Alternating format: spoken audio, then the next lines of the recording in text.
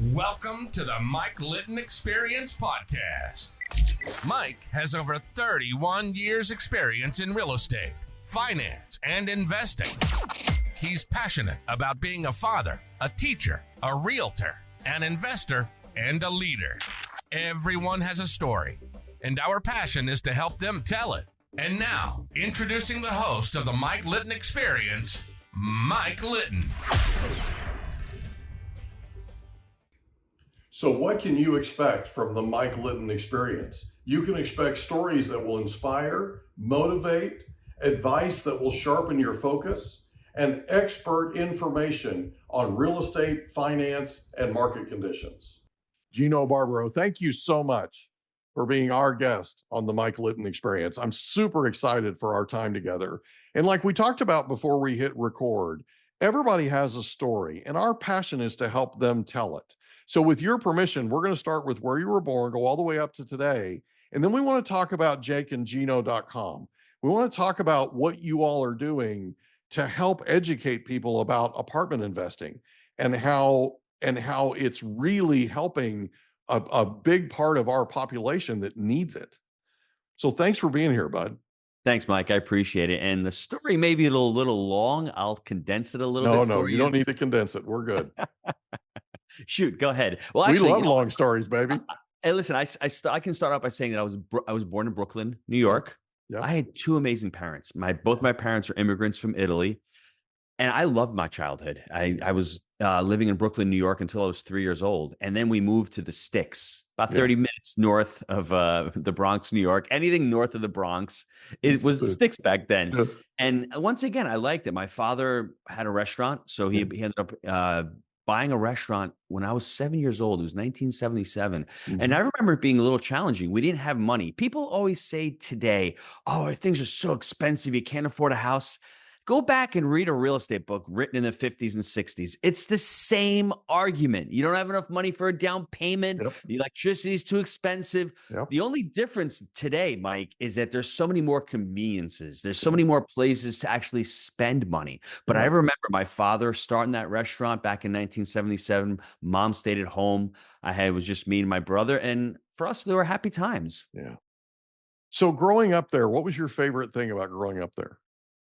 I mean, my favorite thing, this may sound crazy. I love to go work with my dad. I love to spend time with my dad. I used to make wine with him. I used to be in the garden with him. I'd be in the kitchen with him. And I remember when I was 8 years old, getting up, going to work with him. It'd be 9:30 in the morning. Yeah. We'd walk into the restaurant. And I remember there was a box of bread. Mm-hmm. I'd pick up the box of bread with him. I'd walk right into the kitchen and we'd start working. I'd put a little apron on. Things are a lot different nowadays. I was an 8-year-old. Holding a knife, working on a fryer, working on a cooking line. But for me, that I think ignited my passion for, working with others. I always wanted to own my own business. Yeah. And I always wanted to make money. Yeah. And I always wanted to start something. And I think that, I guess, was ignited by my parents. Yeah. That's cool, man. I think we already know the answer to this question, but here's the question. Who was the most influential person to you growing up? I could say my father like I did, but my mom, when I look at her, to me, she embodied what a definition of a woman is. She was strong. She was dedicated. She was committed. She sacrificed. She stayed at home to watch the kids. And I remember when we bought our restaurant together collectively as a family in 1994, she started to go to work at that age. She was 54 years old. Then she started to work outside the house. And I saw the talent that she had. She loved doing that. Yeah. So now that I think back, all those years that she sacrificed to stay home, raise us, cook, clean, laundry, that's something that, to me was admirable. And I ended up marrying my wife, and my wife did what my mother did. So I think if I have to say which one was more influential, I'd probably have to say my mother. Yeah, that's cool. That's cool. So in high school, did you have a favorite subject? Great question. I would say I like math. I like numbers. I liked economics. I was just geared into making money. I mean, when you're born with two parents who are really hungry, really want to provide for better, the conversation centers around a lot of times around money, around making money, around saving money, around investing money, around creating a better future. And for me, math and economics were two of my favorite. Yeah, we've had an opportunity with this show to interview a lot of people that have immigrated to the U.S. And the the the the thing that you always hear is their view of here. Their view of the U.S. is that the streets are paved with gold, and it's really true. They do have a different, more pronounced appreciation of our nation, of our system, everything, than even people that have been born here. You know, it's we as people who have been born here get lackadaisical, if you will. We it's just something that we get used to, and they just don't. They just look at it a different. They have a hunger, they have a focus, they have a drive that is just really hard to replicate. Mike, we have a different paradigm, the Americans, as a way of looking at things. I read an article several years ago about China and their sweatshops.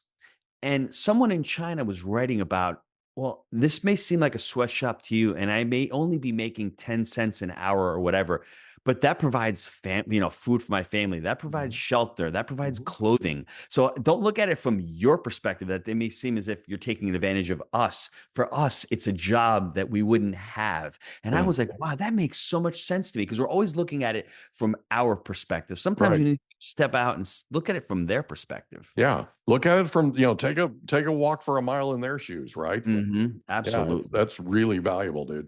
So did you play sports in high school? I did. Love sports. Played tennis. I was a good bowler, believe it or not. I played baseball. I fell in love with soccer in 8th grade. I wish I had started sooner, but for some reason, you gravitate to where your friends are playing. All my friends started playing soccer, and I loved playing soccer. And for me, it's one of those things where I wish more people would be involved. I think the problem today is that there's certain kids that play and certain kids that don't play at all. Yeah. The ones that seem to play, they play too much. I think it infringes upon the family. I have 6 children. Yeah. So for me, if every single one of my kids was in a different sport, I'd have no weekends. I would be at travel. We just put a limit to it. We said, hey, you know what? There's 3 of you. You're all going to play volleyball. You're all going to be on the same team. We're all going to the same area. And I think it's one of those things, you have to make those decisions, those choices in life. You have to create boundaries, and you have to say no to some things. That's the problem with today. There's so much opportunity, and there's so much that you want to do. At some point, you got to say no to some things. No, I agree with that. It gets to be too much. It gets to be too much. And, I always wanted 6 kids. My wife had our second one, and she's like, I'm done. If you want any more, you got to go get with a different girl. Right. And she kept asking me, why do you want 6? Why do you want 6? And I kept thinking about it. And it's like, when my mother would get frustrated raising me, because you can imagine I was probably a handful, right? So my mother would get frustrated. She'd go, I hope you have 6 just like you. She embedded it in here, right? And so I had to have 6, right? Yes. Yeah. Listen, man. It's a joy, and I don't want to call it a curse, but it can be challenging. But now that I look back, and that was my burden all these years of being married, having to make money for the family, having to provide. And if I had a nickel for every time somebody said, oh, you've got to pay for 6 weddings and you've got to pay for 6 colleges, I mean, that's just the wrong way to look at it. I can tell you with certainty, when you talk to older people and you ask them, what do they regret? The vast majority of them do regret saying, I wish I had more kids. So, I mean, hey, listen, I wish I had more kids too. We stopped at 6. I could have had a couple more. Yeah. Could have had a whole baseball team, right? Absolutely. Like you said, my wife after 6 is like, dude, I think we're done. The little Heisman there. You know what I'm saying? Yeah. When they do the Heisman, you're done. Yep. So after you graduate high school, where do you go? I go to college. I was the Where first. Where do you go and why? Oh, I went to Fairfield University, and I was the first person, I guess, in my household, my family, my dad's family, my mom's family. None of them went to college. Yeah. I went to Fairfield because it was close.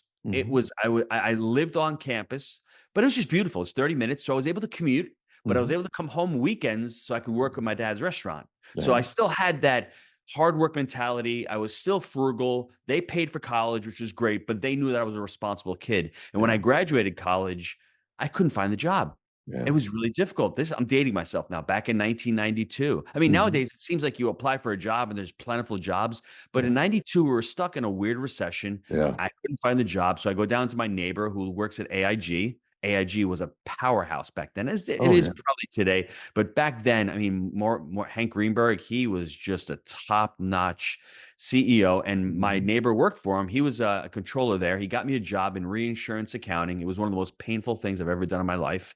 For a year, I sat in a cubicle.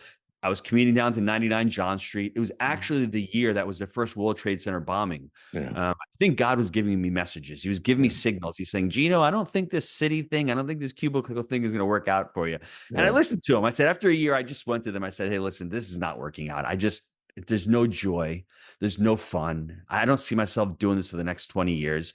And I went to my dad and I said, Dad, what do we do here? I want to buy a restaurant. I want to buy your restaurant. And it's very interesting. He had partners, and his partners are the type of partners that if they're going to sell to you, they want top dollar. But if you're going to buy from them, hey, no way.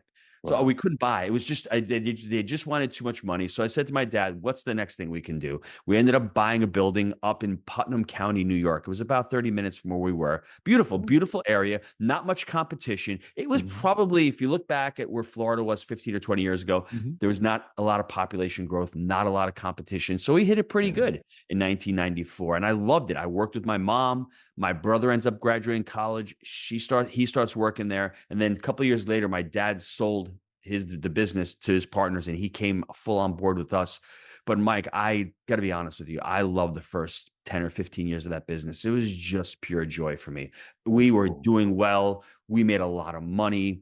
It was a time, if I can bring everybody back to that time, where you could actually make money in a middle-class business and live a great lifestyle. You didn't have to have a second, gig. You didn't have to invest in real estate, or you didn't have to do stocks. You could actually have a little small business, and it could provide a really great lifestyle for you. Now, what ended up happening is things started changing in the 2000s with globalization, with the internet, with the Great Recession. A lot of things changed. And I mean, obviously we had to change as well. But early on, I loved it. I loved making money. I loved, getting married. We bought houses. We built houses.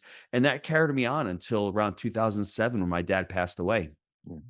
And at that point, I had to say to myself, am I living his dream or am I living my dream?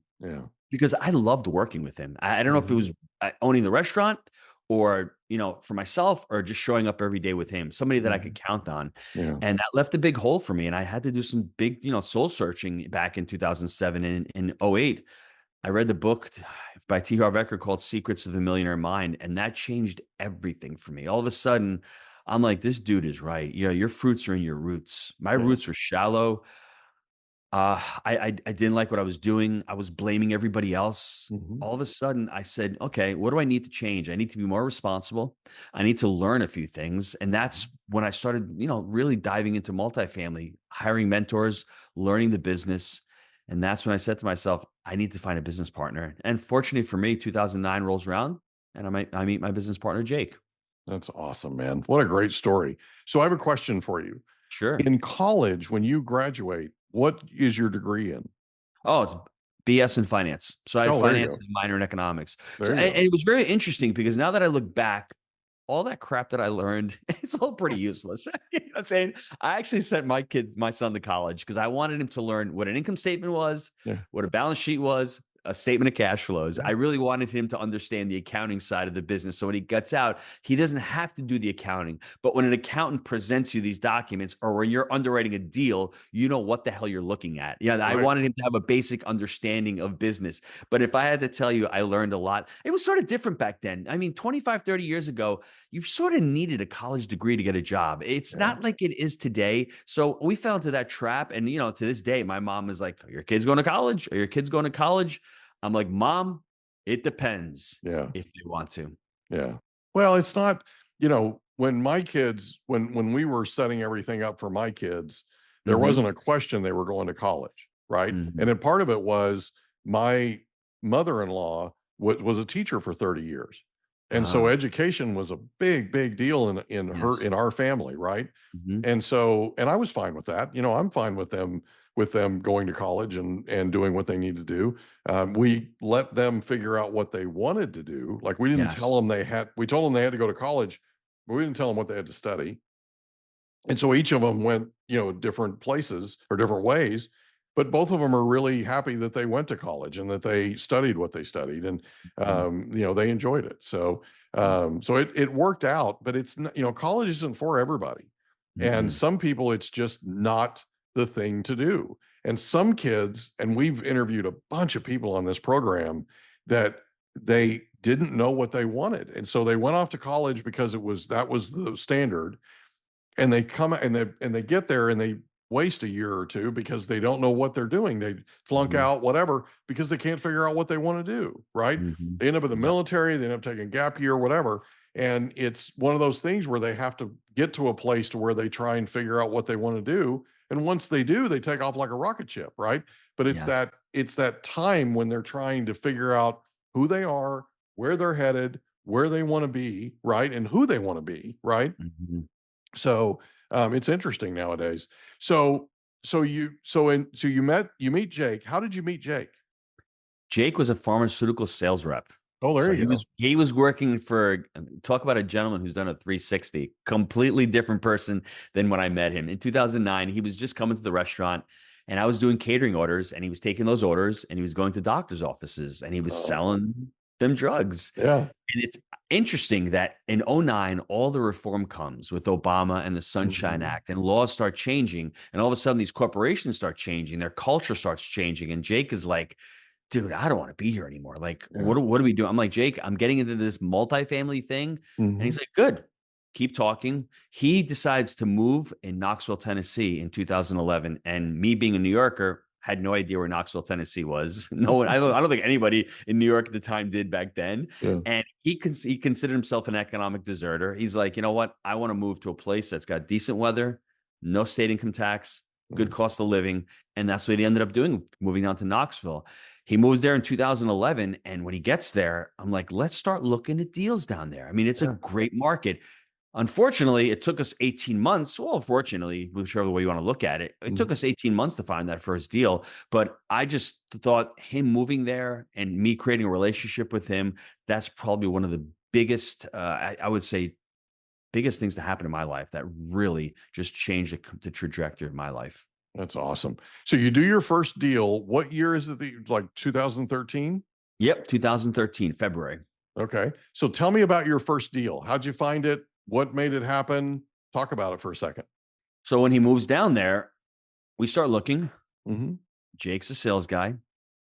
He's a little bit aggressive. He's like a bull in a china shop. He's like telling the brokers, "You got to work with me."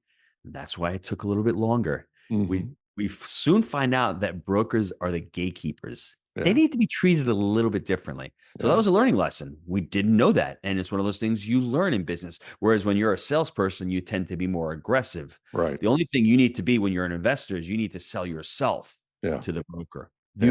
You have to give the broker that confidence. And the other thing was, Jake's fiance decides to move down while we're looking at deals, and he ends up buying a house. So that, pushed us back a couple of months.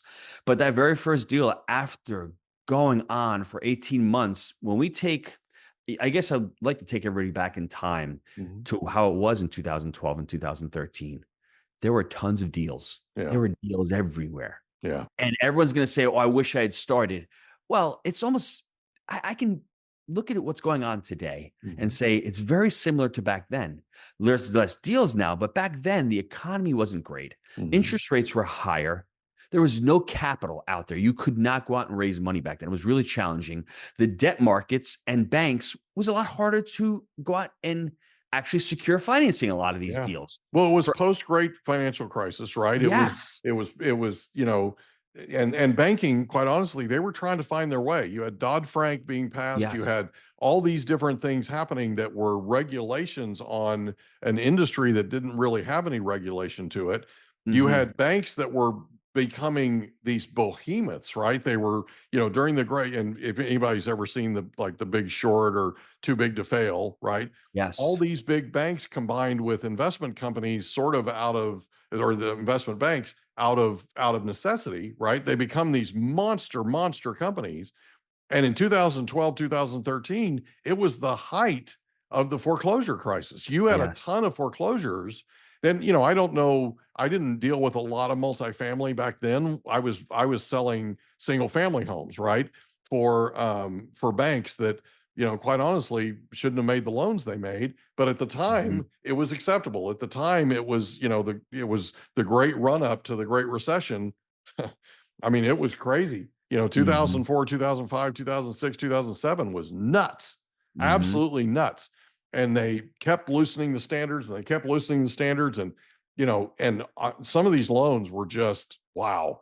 And so my job basically as an REO listing agent my job was to come back and clean it up, right? Take whatever damage had been done and help them figure out a way to get it resold. So in 2012, 2013, we were sort of at the backside of that.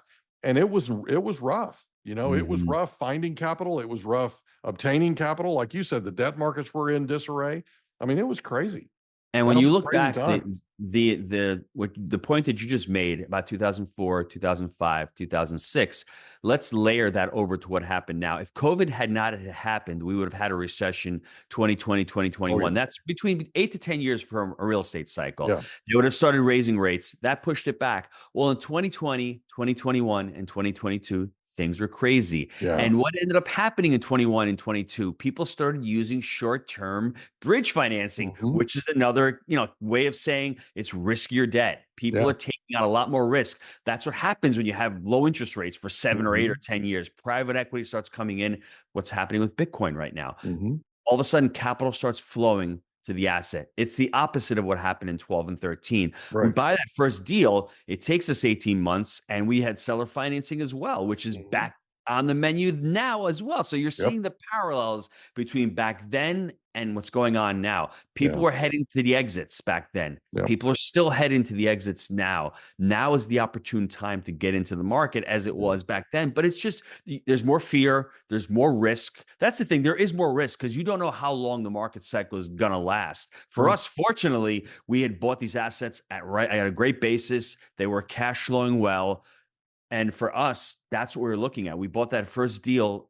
The interesting thing was 3 months after that first deal, we found our second deal, which was 36 units. And it was on LoopNet as well. So there was no mystery as to how to find these deals. They were all over the place. And we were just fortunate to find another business partner. So there was 4 of us on that deal. And I like to say the rest is history. Yeah. So stop for just a second. Sure. People that don't know what LoopNet is, tell them what LoopNet is. LoopNet's a site online. They're a commercial listing site. Now there's various sites right now. Back then, it was a lot more challenging. There was a lot less information online. Now you have other sites like auction.com.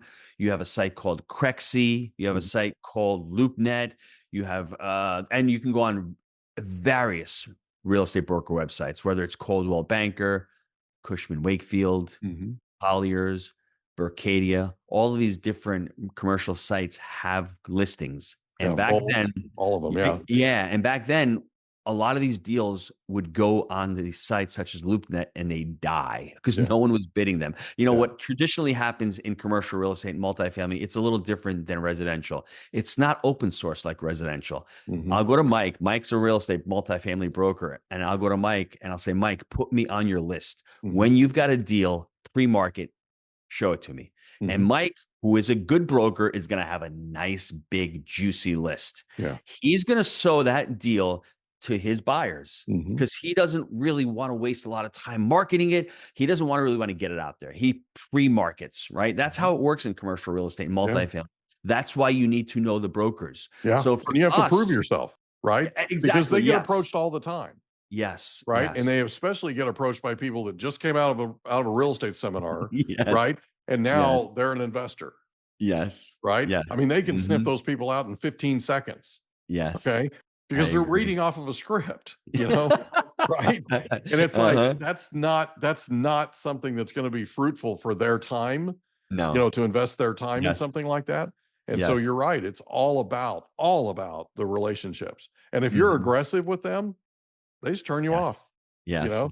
So, well, it's interesting, Mike. A couple of years ago, they wouldn't even have to call you back because they were so busy. There was so much volume. There was so much that they didn't have to do, that they didn't have to really worry about their list. They could just call a few people and get a deal done. And that's why I'm telling you right now, it's very similar to back in 2013.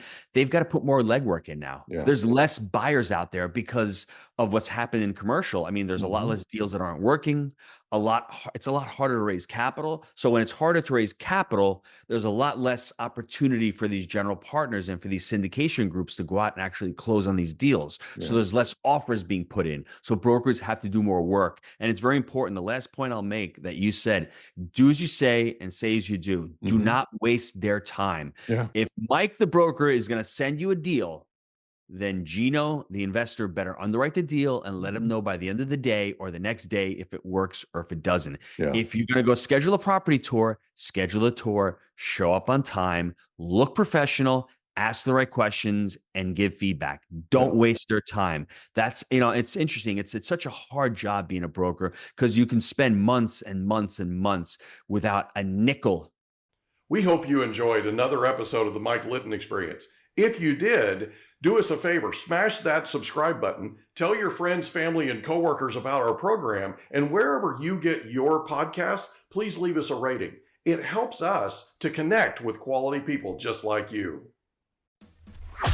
And that's a wrap. Another episode of the Mike Litton Experience in the books. Reach out to Mike on Instagram at Litton Realty. Want to meet with Mike? Check out calendly.com/Rio760.